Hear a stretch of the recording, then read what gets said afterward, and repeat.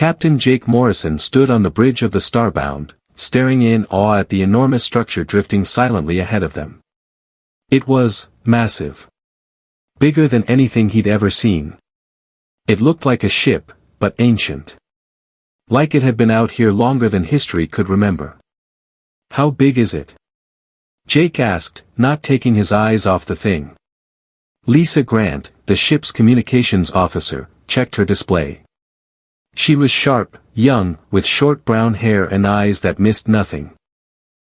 "About 50 kilometers long, Captain," she replied. Jake let out a low whistle. "That's 10 times bigger than Starbound."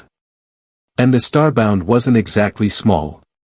It was already one of the largest exploration vessels in the galaxy. But next to this ghost ship, it looked like a toy.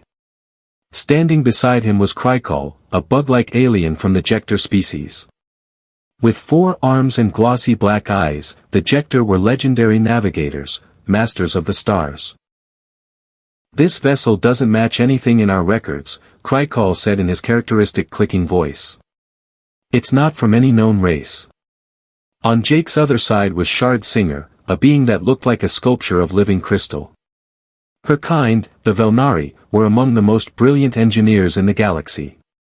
"I can't identify the materials," she said, her voice ringing with a soft, musical vibration. "It's incredibly old. But, it's still powered." Floating lazily near the ceiling was the 4th member of their unusual crew, Cloud Whisper. An Theri, made of gas and glowing energy, Cloud Whisper was part of the most respected diplomatic race in the galaxy. "This ship is a mystery," then Theri's voice rustled like wine through leaves. "It should be long dead. And yet, here it is." Jake nodded, absorbing it all. "Lisa, are we picking up any transmissions?" She shook her head. "Nothing. Total silence.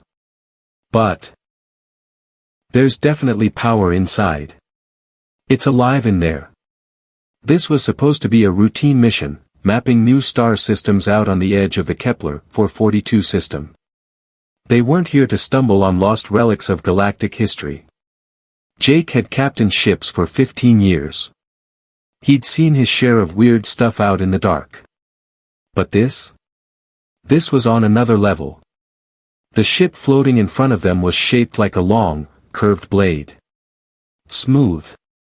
Seamless. No visible engines. No weapons. No antennae or sensors. It just drifted through space, quiet and still, like some ancient titan that had fallen asleep a million years ago. "Can we dock with it?" Jake asked. Shard's crystal facets shimmered as she processed the question. "There are what appear to be docking ports, but I can't guarantee compatibility. Our systems may not connect." Jake straightened up. "Let's try it anyway. If this is what it looks like, it could be the discovery of the century." It took them over 3 hours to maneuver the Starbound close enough. Docking with a vessel that much larger was no small task. But eventually, with precision and care, they latched on. "Docking complete," said Pete Harris, the Starbound's pilot. Calm and reliable, Pete rarely raised his voice. "Seals are holding. We've got a connection." Jake turned to his crew. They were an odd bunch, 1 human, 3 aliens. The Galactic Council mandated diversity on all exploration teams. It was meant to promote unity and collaboration. Jake didn't mind. He liked his crew. But sometimes, he did miss having other humans around. "All right, everyone," he said. "We're going aboard. Standard protocol, stay together, don't touch anything unless we agree on it." They suited up in environmental gear and moved into the airlock. The corridor between ships was silent and cold. When they finally stepped into the alien vessel, their lights pierced the darkness, revealing long corridors stretching into shadow. "Gravity's working," Lisa said, surprised. "Feels close to Earth normal." "The air is breathable," added Dr. Ben Carter, the ship's medical officer, as he checked his scanner. "Oxygen and nitrogen. Same mix we use. That raised even more questions. Alien ships almost never matched human biology. Different atmospheres, different gravity. This one. It was like it had been made for them. They moved cautiously down the corridor. The walls were dark and smooth, built from a material that seemed to swallow their lights. No doors. No markings. No control panels. I do not understand this layout, Krykal muttered, clicking nervously. Where are the interfaces? The service tunnels. Shard touched the wall with one crystalline finger. It's not any metal I've ever seen. It's reactive. Almost like it's alive. Cloud Whisper floated slightly ahead, his energy form pulsing. This ship is ancient. It's been dormant a very long time. For over an hour, they walked. The corridors all looked the same. No signs. No symbols. Just endless passageways leading deeper into the unknown. Jake was starting to worry. They had no way of knowing where they were going. Captain, Lisa said, frowning at her device, I'm not getting anything on the translator. Usually, even the oldest tech gives off something. But this ship? It's just, silent. That was a bad sign. The universal translators were built to decode just about anything, language, signals, artificial intelligences. But here? Nothing. Maybe it's too old, Jake said. Could be pre-galactic civilization. Before the tech we all use today. Eventually, they entered what seemed to be a larger chamber. A central platform rose up in the middle of the room. It could have been a command station, if it weren't so completely alien. The console was a smooth, curved surface. No buttons. No screens. Just, elegant emptiness. This might be the bridge, Jake said. Krykal scanned it with his tools. No readings. It's like it's not even here. Shard tried linking her crystal matrix to the surface. I can't interface with it. There's nothing to connect to. It's like the ship doesn't want to communicate. They tried everything, every scanner, every diagnostic, every communicator in their arsenal. For 4 straight hours, the ship remained inert. Cold. Silent. A crypt floating in space. 3 days later, not much had changed. Jake was exhausted. He'd walked through more dark corridors than he could count. The crew was frustrated. They were sitting on the biggest find in galactic history, and they couldn't even get it to say hello. Lisa had taken it upon herself to work on the main console. She sat in front of it now, trying every motion, every gesture, every sequence they could think of. It's useless, she said, sighing and dropping her scanner. We've tried everything. Nothing works. Behind her, Krykal was still trying to map the internal layout. It keeps changing, he said, annoyed. The paths aren't the same when we retrace our steps. Shard flickered dimly. The walls defy all analysis. I believe this vessel exists partially outside of our spacetime. Cloud Whisper hovered silently above them. There is no mind to reach. No voice to hear us. Jake rubbed his eyes. He was starting to think they were going to have to report failure. Turn around.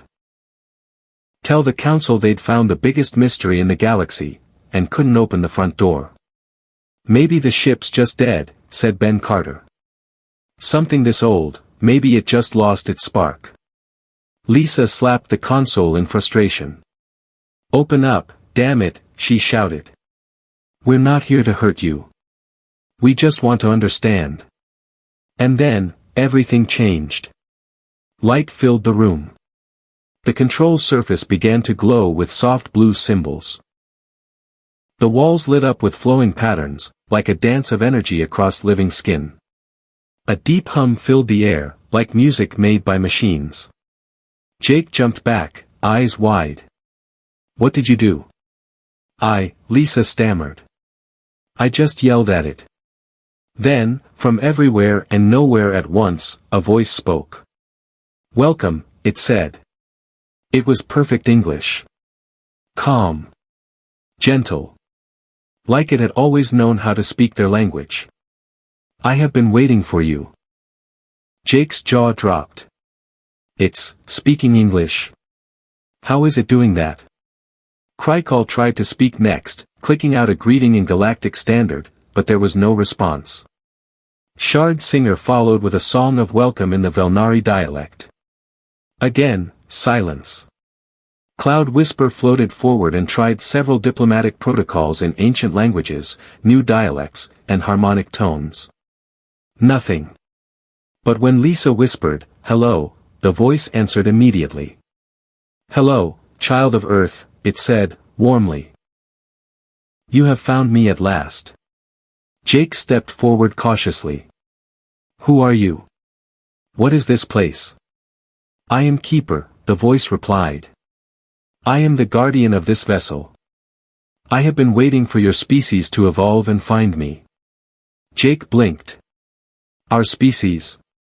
You mean, humans? Yes, said Keeper. You are the ones I was programmed to recognize. Your voices carry the proper resonance. Your genetics match the records. Lisa's brows furrowed. But that doesn't make sense. Humans have only been exploring space for a few hundred years.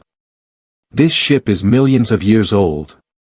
The walls around them pulsed with gentle light. Time moves differently for us, young one. What seems like eons to you, was merely a moment of sleep for me. Krykal tried again to communicate, but once more, the ship ignored him. It was as if he wasn't even there. Why won't it talk to them? Jake asked, gesturing to his alien crew. They're explorers, just like us. Their voices lack the patterns, Keeper said. They are not of the line I was programmed to await. Only humans bear the proper vocal frequencies and genetic markers. Jake felt the weight of that. A ship, this advanced, this ancient, that only responded to humans. That didn't fit with what he knew about humanity's place in the galaxy. Humans were the new kids on the block. They'd learned space travel from other species. They weren't special. They were students. But here, they were something else. Lisa stepped toward one of the newly lit control panels. Can you show us the ship? Can you tell us what you are? Of course, said Keeper. All systems are now activating for your comfort. The room transformed before their eyes. The walls became transparent, revealing breathtaking views of stars and the vastness of space. New control panels rose from the floor, glowing with symbols that looked eerily similar to ancient Earth languages. The air grew warmer. The light softened. Gravity shifted slightly. The atmosphere has been adjusted to optimal levels for human biology, Keeper said. Environmental systems are fully online. Ben checked his readings. Temperature, oxygen levels, pressure, it's all perfect. Like we're standing on Earth. But Jake noticed something else. His alien crew members were looking increasingly uncomfortable. Can you adjust it for them too? Jake asked. I can create isolated environmental zones, Keeper replied, but the primary settings will always default to human requirements. That is my core programming. Lisa studied the controls, her fingers hovering over symbols that felt strangely familiar. How do you know our language? How do you know about humans at all? My creators programmed me with deep knowledge of your species, Keeper said. They prepared me for this moment. Your creators? Jake asked. You mean? You were built by someone who knew humans would exist. They are known to you as the architects, Keeper said calmly. They shaped the galaxy long before your species walked the Earth. The room fell silent. Jake's mind reeled. Are you saying, someone created humanity? Not created, Keeper corrected gently. Guided. Shaped. Prepared. Your species evolved naturally, but with deliberate modifications. Changes made to ensure that you would become what was needed. Shard's crystal body pulsed with confused light. She tried to speak, but once again, Keeper ignored her. What were we prepared for? Lisa asked, her voice barely more than a whisper. To find me. To awaken the others. To fulfill your destiny when the time came. Jake looked around at his crew. The aliens were clearly frustrated, and he didn't blame them. They'd worked just as hard as he had to reach this point, and now they were being shut out. Keeper, Jake said, stepping forward, what exactly is that destiny? For the first time, Keeper's voice took on a more serious tone. To stand against the darkness that comes from beyond the stars. To defend this galaxy from extinction. To be the sword and the shield for all life. Jake swallowed. That wasn't just discovery. That was prophecy. They were led into a new chamber, what Keeper called the memory room. Around them, the walls lit up with moving images of galaxies, stars, planets, and strange beings Jake couldn't even begin to describe. Lisa was working at a nearby terminal, bombarding Keeper with questions. So you're saying humans were engineered? Not engineered. Guided, Keeper repeated patiently. Small adjustments to your DNA. Enhancements to your vocal cords, brain structures, sensory abilities. Enough to interface with architect systems, but subtle enough to remain undetected. Dr. Carter was scribbling notes furiously. How subtle are we talking? Subtle enough that your scientists would dismiss the changes as natural variation, Keeper replied. But they are the key to everything. Krykal had been silent for a while, but now his frustration bubbled over. This is nonsense, he snapped. The Jector have been navigating the stars for millennia. We've built empires. Why would any ancient species ignore that and focus on a primitive race like humans? Jake understood where his friend was coming from. It was strange.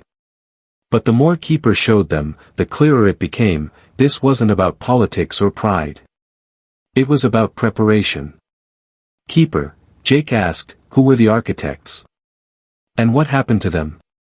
The imagery on the walls shifted. Tall, elegant beings appeared, humanoid but taller, more graceful. Their eyes were large and filled with knowledge.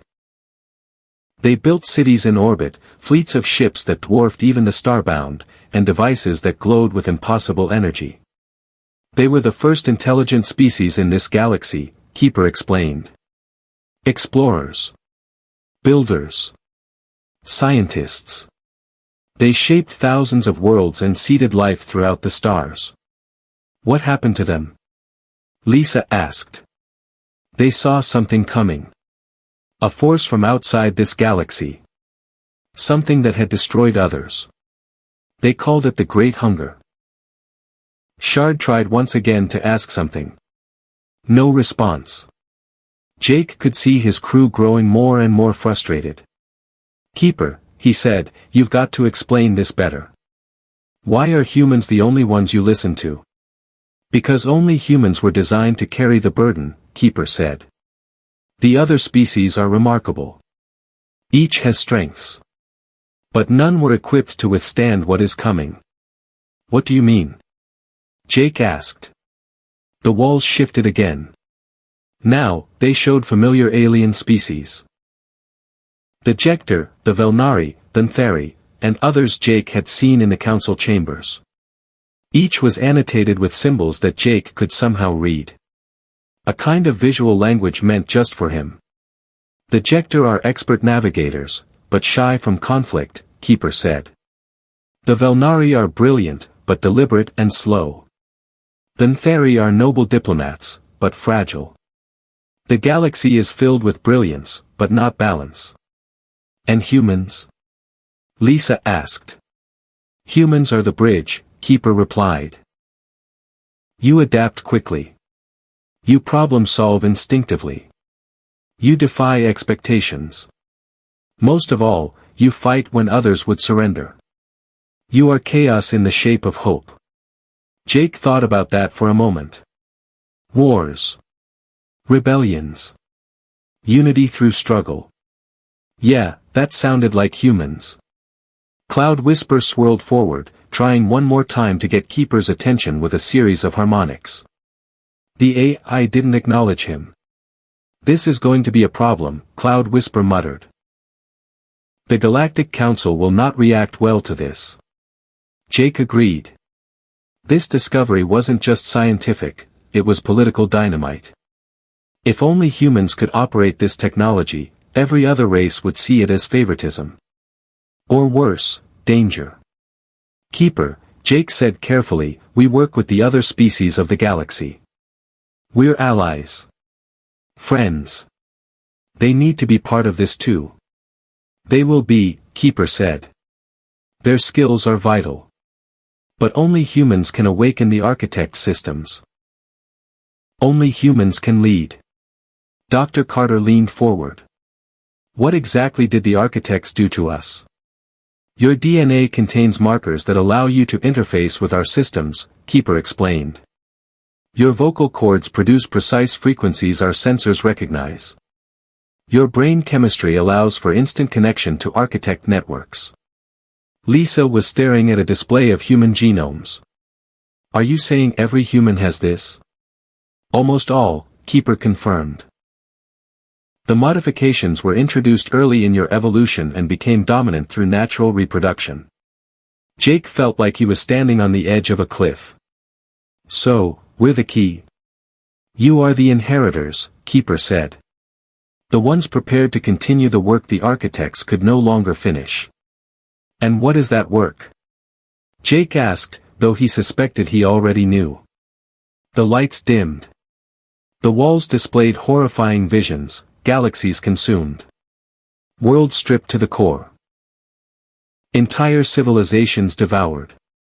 The Great Hunger comes, Keeper said. It has destroyed 3 galaxies already.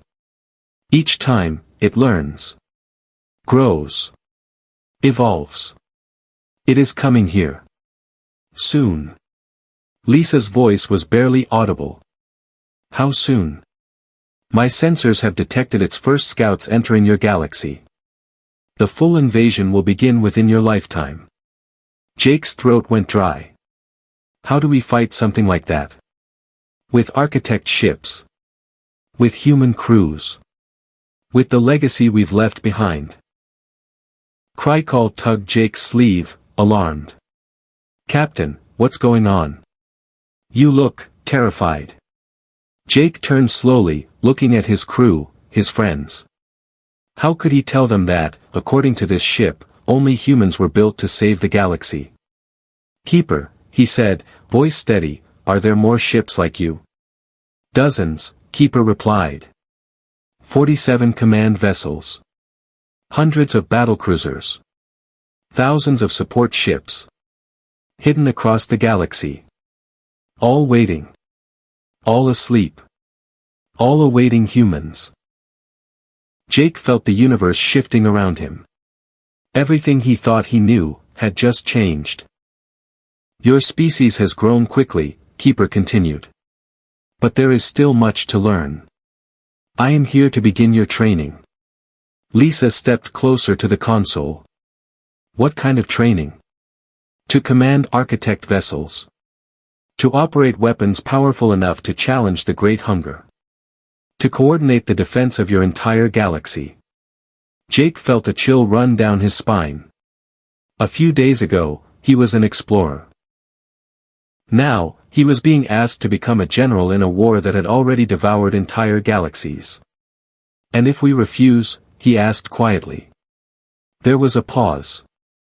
Then all life in this galaxy will end, Keeper said. Just as it ended in Andromeda. And the Melanic clouds. The Great Hunger does not bargain. It does not pause. It only consumes. Jake turned to face his crew. His alien friends stood there, concerned and confused, unable to communicate directly with the intelligence that had just declared them saviors of the galaxy. Keeper, he said at last, we need to contact Earth. And the Galactic Council. Everyone needs to know what's coming. Yes, Keeper agreed. It is time for humanity to take its place. Your real journey begins now.